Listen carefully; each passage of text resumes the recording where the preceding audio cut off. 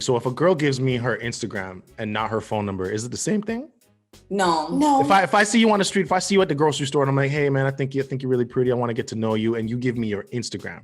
No. Not okay. I don't. That's not good. First of all, for even people to do that, I know, because I remember there was this guy at when I was working. This is back in like when I was working at Universal and stuff. And he was harassing me for my number, and I was like, I'll give you my Facebook. I don't use it at all. That's a cop out. That's like an easy escape.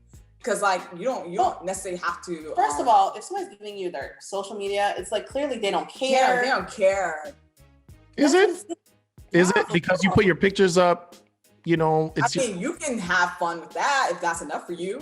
My picture. And I can still contact you. I can still DM you. I could call you. I could still video chat. I mean, but the things that she can escape from you easily by just blocking. I mean, like, of course you can block her at your number, but if you actually get her phone number, dude, she thinks you're hot.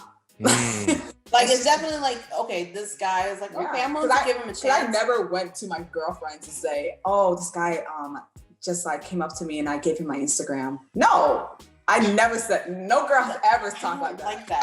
I've seen it.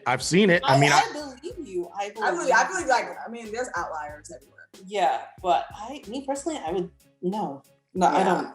Listen, if that's your cup of tea, then, but I'm just saying, if she does give you her phone number, that's 100%. You don't even have to question that.